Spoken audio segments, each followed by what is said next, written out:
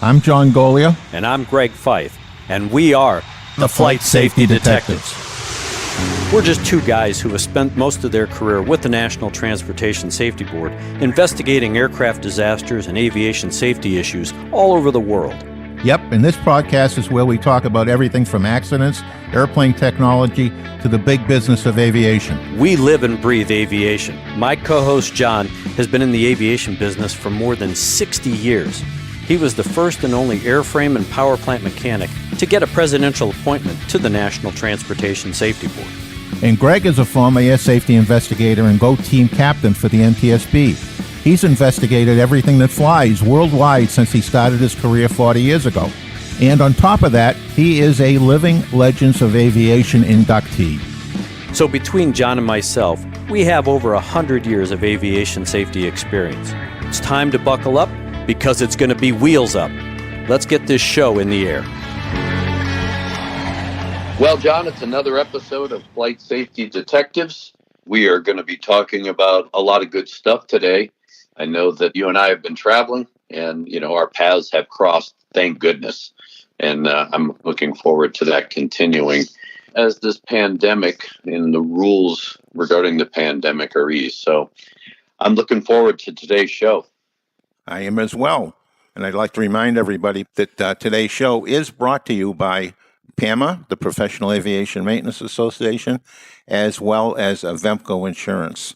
And Avemco has offered a very good deal to our listeners that just for listening to our show, you can get a 5% discount on your insurance, whether it be hull loss for an airplane or if you're CFI insurance, personal liability insurance, whatever your insurance needs related to general aviation, Avemco is there to provide you with that insurance and also give you a discount just for listening to this podcast. So I would like to thank Avemco for that. And Greg, we have an interesting program today, so why don't we get right into it? I'm looking forward to it. Let's go.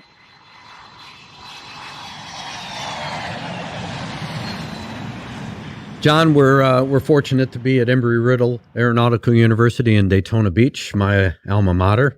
And, of course, they've been gracious hosts to allow us to be on campus without a police escort. We are very blessed because of your previous reputation and, of course, your background. I mean, it's kind of questionable.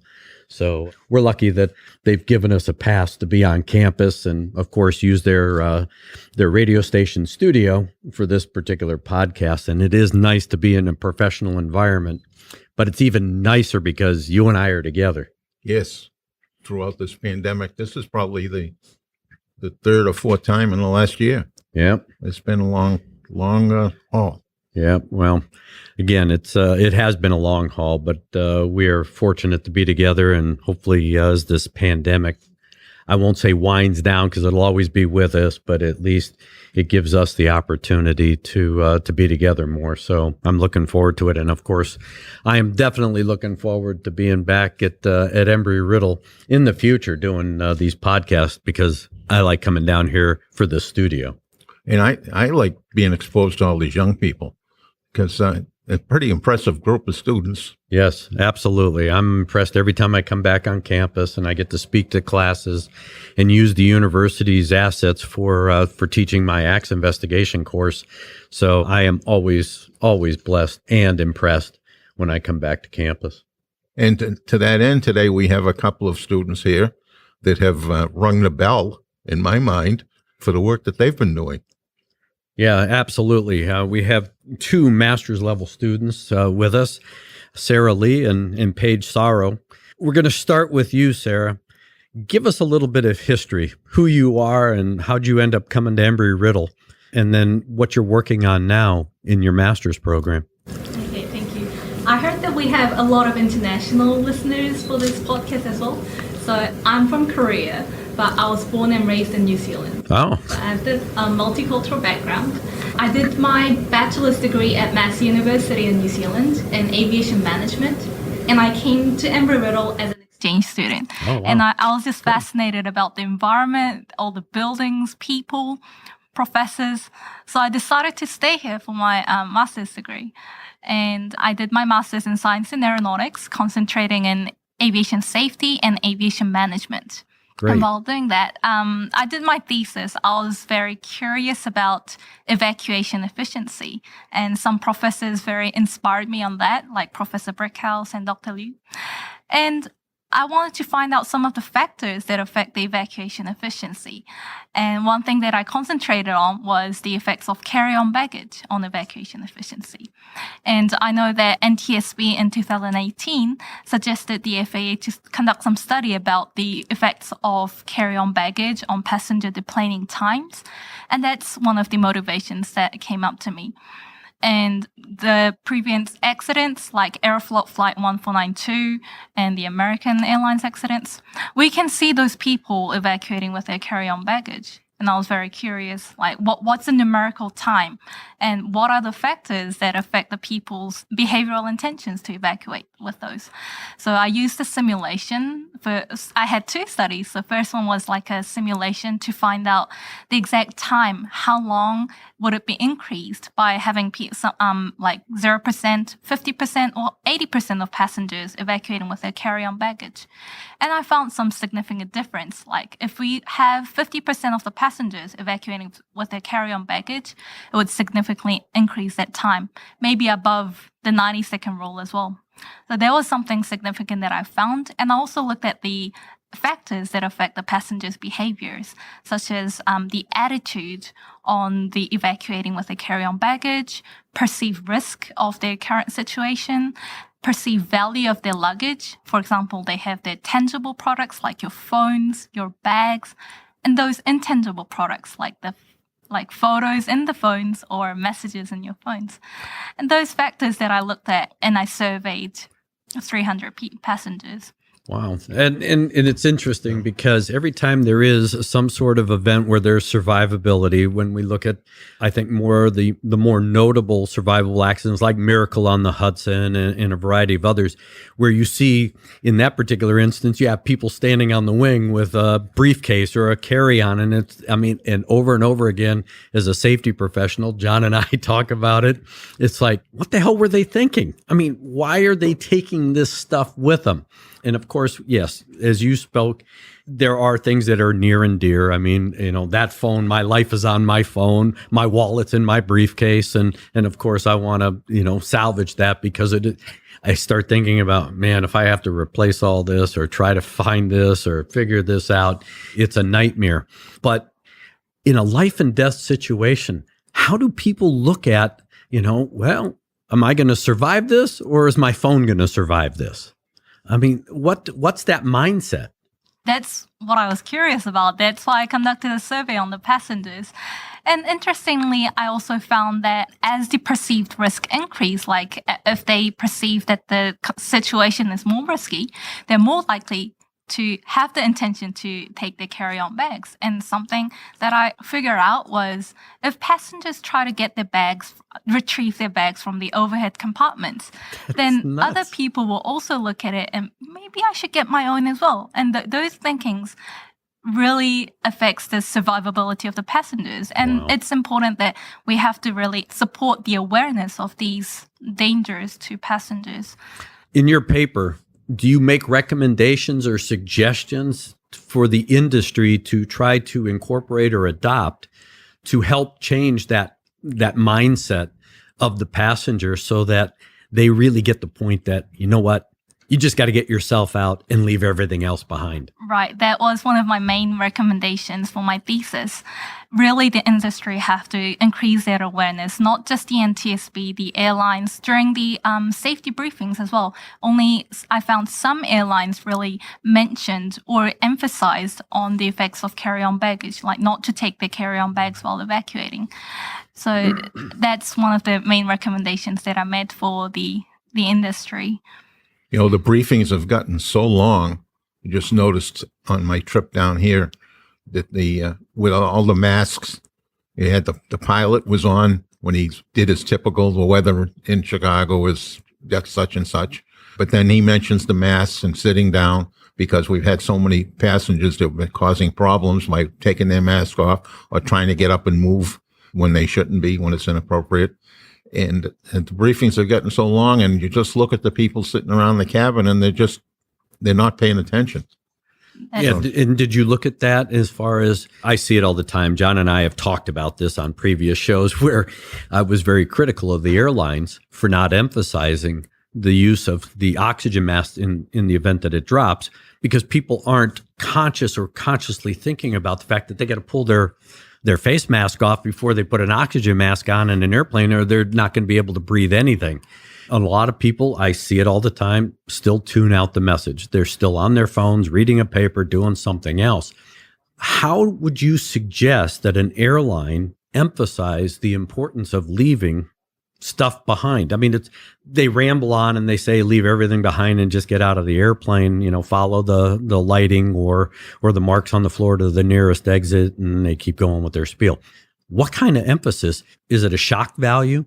Do you say, if you don't leave this behind, you're going to die, to get their attention? Or do you just continue on with what we're saying in these briefings as part of the briefing that, hey, you got to leave it behind, as part of the normal spiel? I mean, how do you get their attention?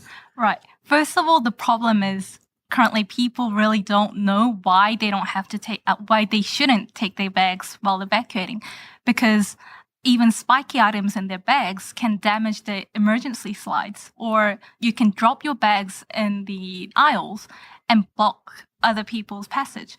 So those can be emphasized. I think safety videos these days that airlines use, for example, the Air New Zealand or Japan Airlines, they make it very entertaining. So passengers tend to focus on it a bit more. So I think some entertaining videos, maybe showing passengers carrying baggage and make big X sign, those can be effective. And also it will be nice if we can really let them know the actual consequences of taking their bags as well, because people really don't know the real consequences of it. That's why my study concentrated on the numerical value. It increases the time by this much.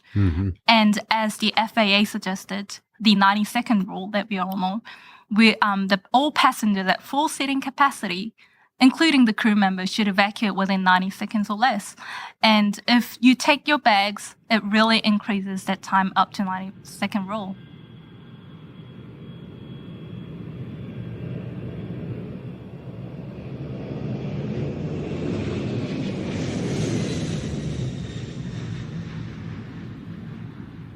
And I was a bit curious. I want to ask you too about your opinions about 90-second rule.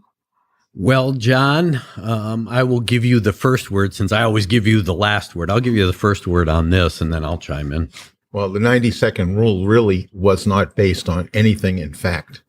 It came in a long time ago, before we had the ability to do the level of analysis that we can do today. So it was sort of arbitrary, but it has served us pretty well to date, because it really has. And I served on an aviation rulemaking committee on evacuations of airplanes back in the 90s, the early 90s, actually. And we looked at all those factors that come into play during evacuations, but we did not look at the baggage, carrying your baggage off the airplane. And I participated in a number of evacuations over in London, because they have a better facility than we had here in the United States to experiment with evacuations, and also the critical behaviors that people have. And it was quite interesting to see what happens to people when you motivate them to act. They were given 10 or 20 pounds for the first X number of people out of this 70 or 80 passenger fuselage. It was interesting to see what rows the passengers were in those first ones out, and they were the ones that you would least expect, because they wanted the money, and they were very creative in climbing over seats and to get out of the airplane. So those factors all came into it, but we were not looking at the baggage issue, which we now see as growing, because the airlines haven't actually, by charging fees for checking your baggage, have actually encouraged the increase in what's carried onto the airplane. And also the time to recover your baggage has increased dramatically over the last 30 years. So it was a period of time where you checked your bag, and by the time you got to the baggage claim, your bag was already there. Today, and just yesterday, I waited about 25 minutes for my bag. right? And that was at Orlando, where you already have about a 10-minute ride from the gate to the baggage claim area. There's a lot of dynamics in there that no one has looked at, and no one in government has looked at in years and years and years. Thank you for that commentary, Mr. Golia. Now, John's got a lot of experience. I've done a number of events throughout my career with evacuation. Of course, one of my concerns is the carry-on. But when you look at an A380 where you're coming out of the upper deck on a very long slide, that's a concern if you're trying to carry something down a slide. I mean, I carry a briefcase with me that's at least 15, 20 pounds when I'm carrying my life in it. Last thing I want to do is be trying to slide down a slide with that bag, because I know that I'm not coming down as I should. I'm probably going to be coming down as a tumbleweed because of that bag and the fact that it's going to hamper my ability. I think about the fact that we have older people who are not as mobile, and now they're trying to carry something with them. First off, they have an inability to get out of the aircraft just because of either their stature or their mobility, dexterity. And now they're going to try and carry some heavy bag with them as well. That's going to slow or even stop the process. And then I've worked accidents where when the evacuation slides have been blown and extended, because of the attitude of the aircraft, the slides were vertical. They weren't as designed, and now they get wind blown. So now you can't use that exit anymore. And if people are trying to throw things out ahead of them, you've created a lot of issues. So there is a dynamic. And I agree with you that there needs to be an emphasis.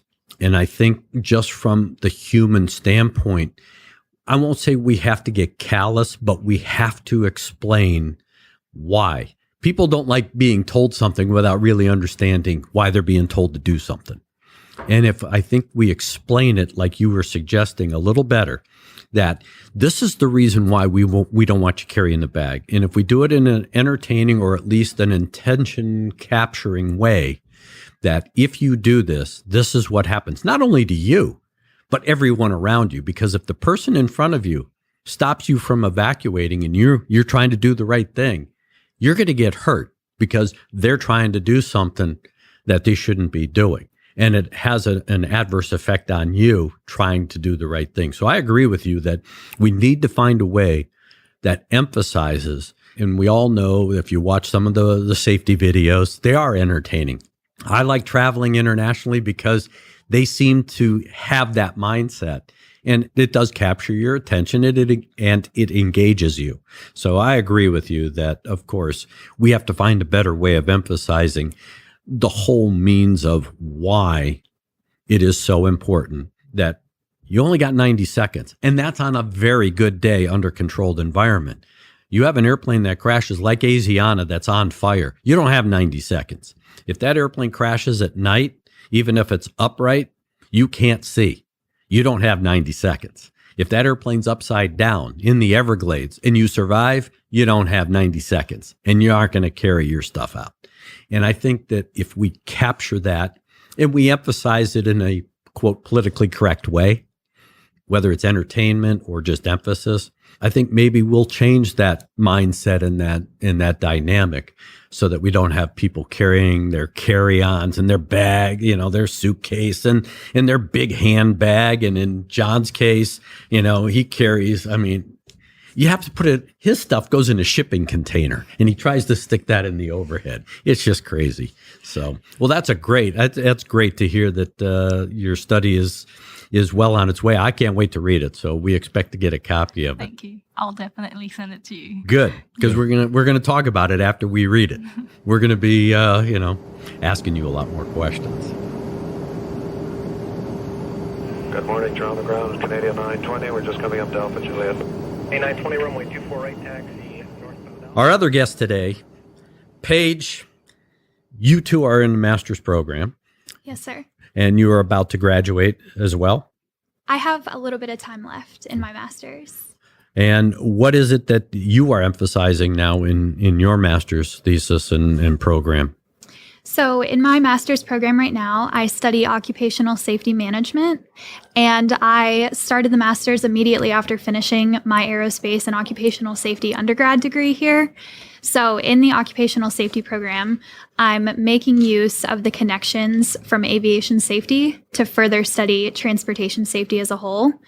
And I think that a lot can be learned from aviation safety management systems.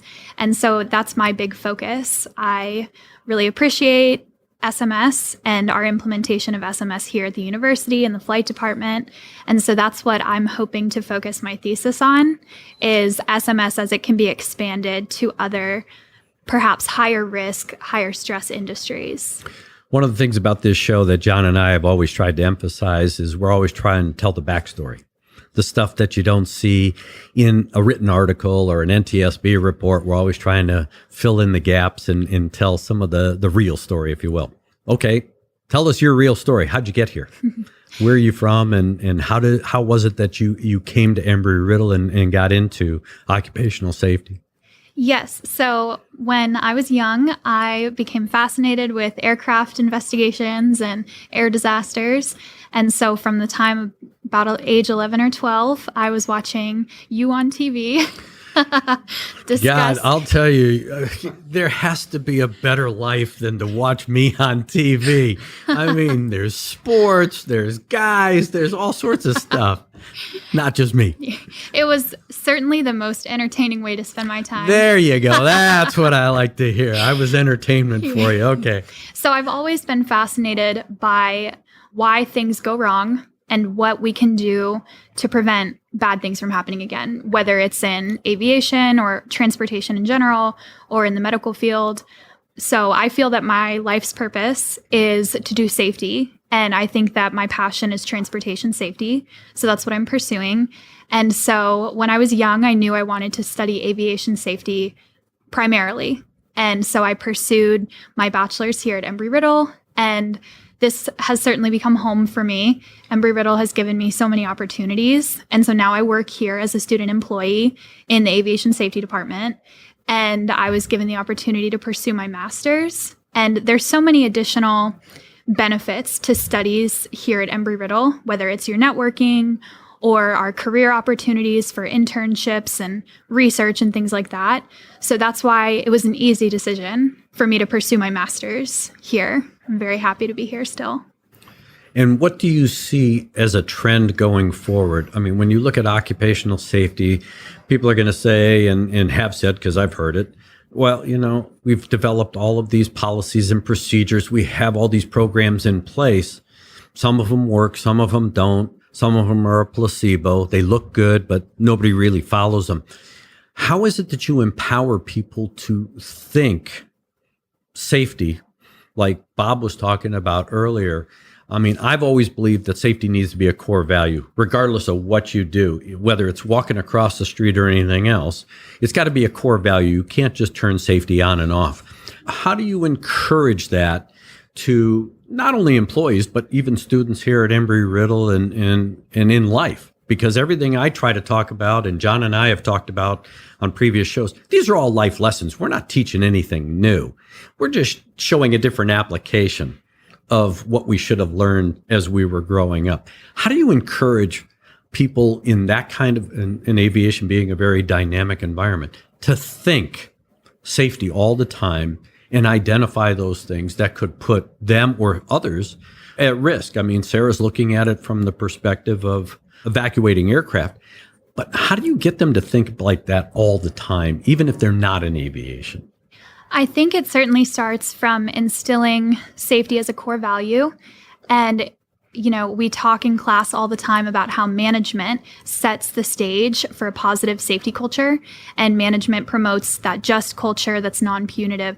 And I think members of management, members of the university, your professors and your role models in classes have to set a good example by promoting safety, not just when it's seen, but as Bob said, do the right thing when no one is watching. So in, work experience, we talk about safety in an office setting and safety on the flight line and the maintenance hangars. But it's important for us individually to be instilling safety values with our families when we leave here, when, we're driving on the road, like after work. If you're seen speeding like 20 miles over the limit, and someone identifies you as the safety person, that's certainly not a good look. And it's going to discredit the work that you try to do in this type of setting, like in a university or at an airline or things like that. So 20 over. Does that ring a bell? Shh. I wasn't going really 20 over. Trust me. At least that's what they didn't write me up for. So I'm good there.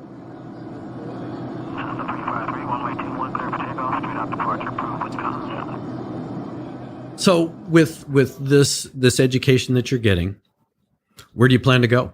What's your aspiration once you leave this cozy environment of Embry-Riddle? I am still keeping, lots of open questions at this point, but I did my undergraduate, my capstone, or you could call it a thesis, on maritime safety management compared to the baseline, the gold standard of aviation safety management. So I'm interested in expanding what I think is the best way to improve safety as a whole, which is the safety management structure. I think that implementing that in other industries is a great way to improve safety wherever you are, whether it's an occupational setting. I think eventually safety management is going to be the standard with OSHA and other international regulators, but we're just not quite there yet. So I'd like to pursue safety management, whether it's in aviation or maritime, railroad, or even like motor safety.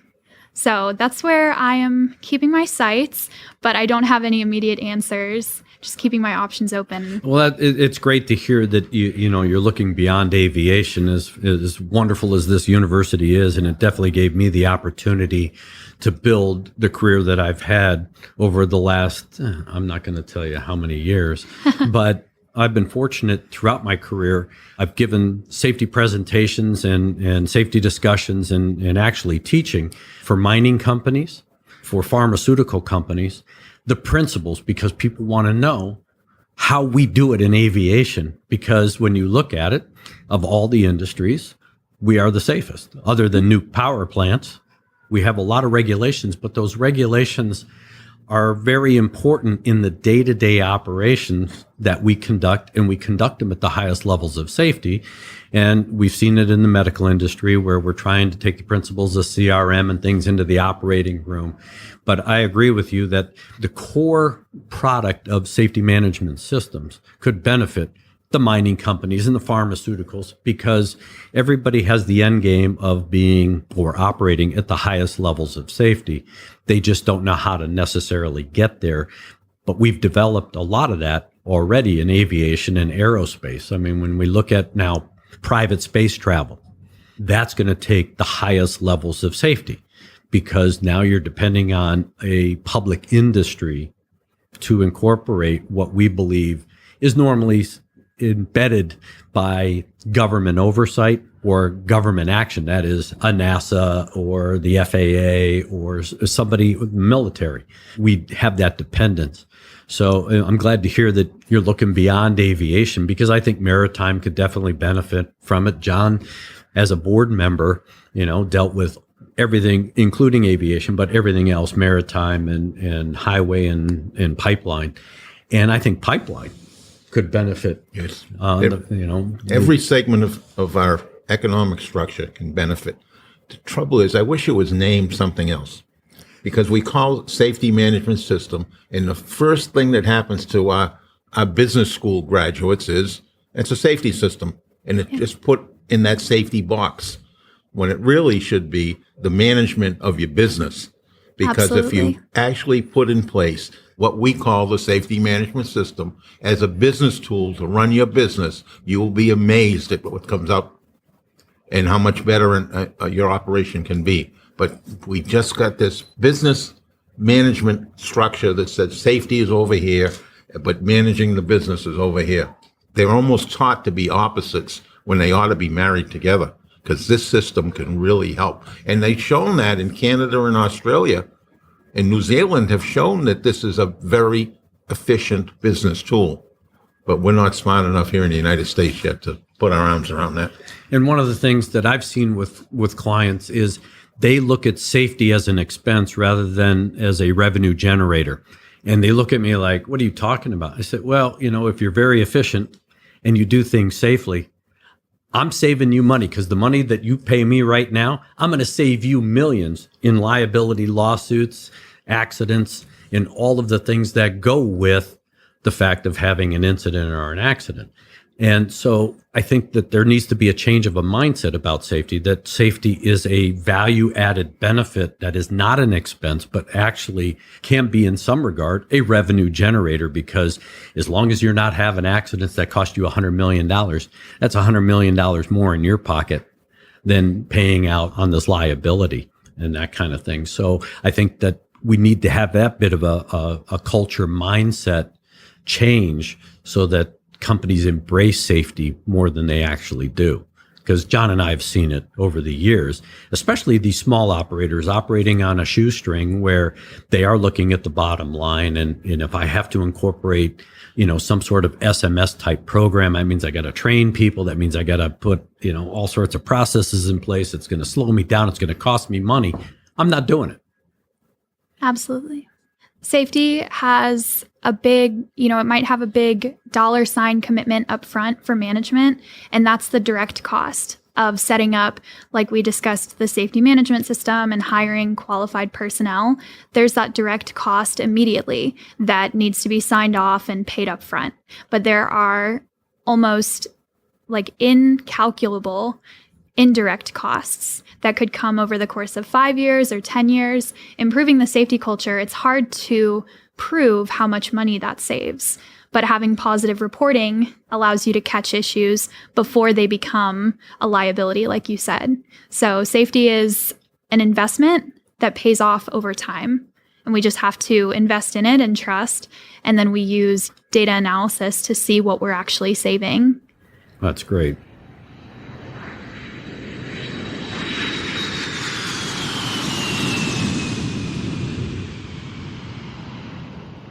I didn't get to ask you, Sarah, where do you go after Embry-Riddle? What are you going to do?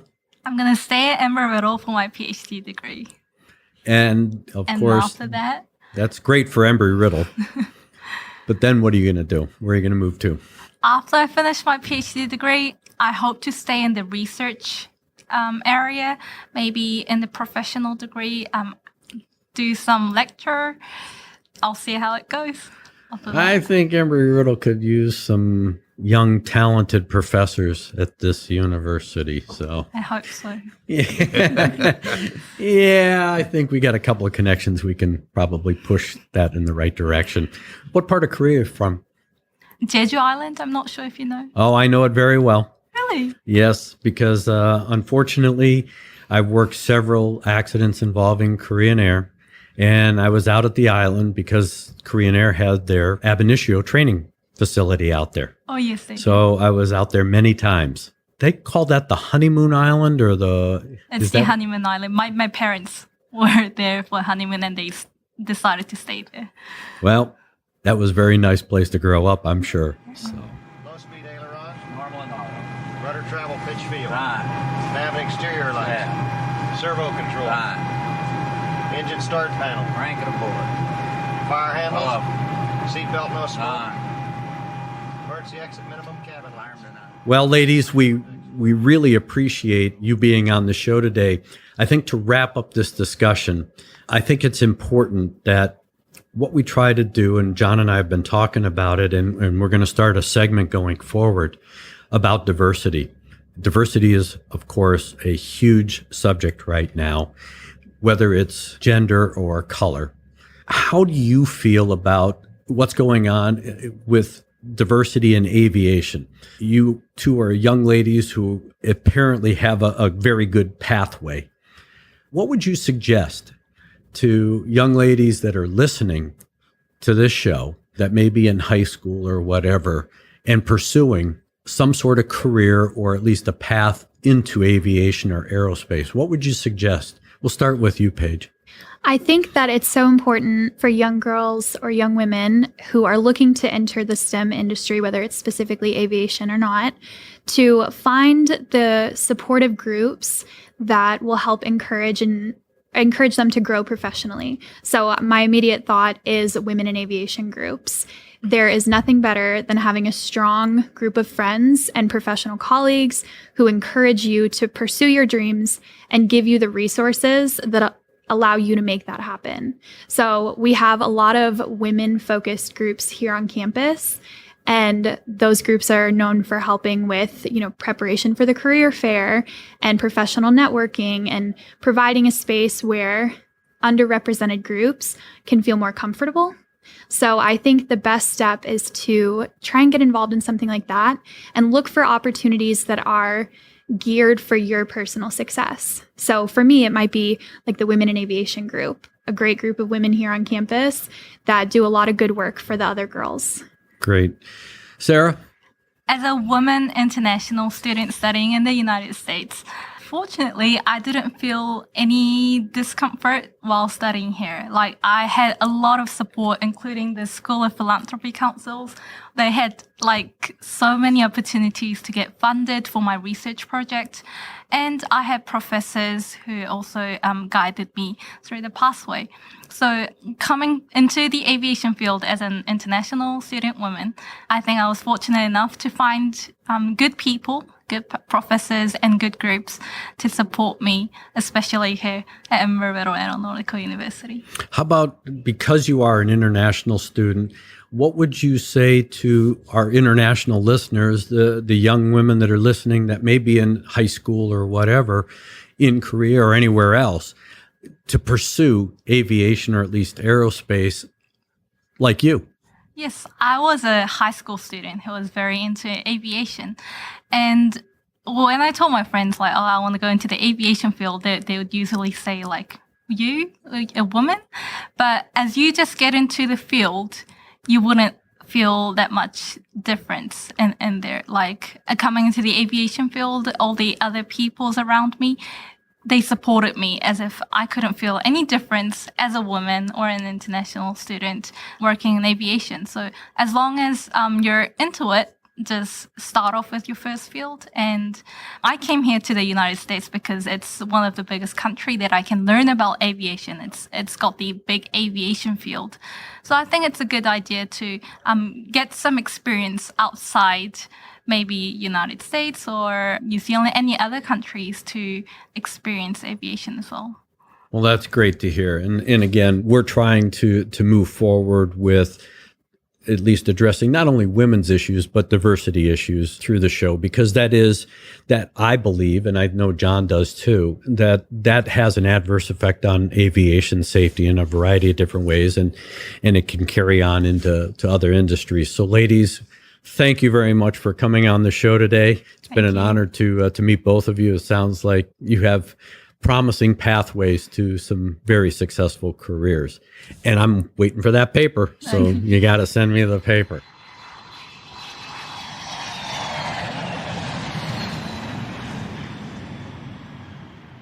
This is what it's all about, and we are appreciative because you are the future. And if there's more people like you, especially women like you, then I think we're in good hands. So thank you again for being on the show. Thank you so much for having us. Thank you. I hope you enjoy the road trip around here. Oh, we will. Absolutely. And also inform them that they're now friends of the show. Yes, you are friends of the show. You have no place to hide. So that means we can call on you at any time to be on the show and talk about a variety of different things. So that is an honor that will be anointed by John. And we will definitely keep track of you. So thank you. Okay. And I close every show with reminding all of our pilots out there to be safe in their personal life. That goes for everybody. And also to be safe in your flying life. Do a good pre-planning session. Do a good pre-flight of your airplane. And stay engaged. And with that, I'll say thank you to everybody. To listen to more episodes of the show, go to flightsafetydetectives.com or the Professional Aviation Maintenance Association at PAMA.org and wherever you find your favorite podcasts. Catch us next time when John Golia and Greg Fife talk about all things aviation. Thanks for listening.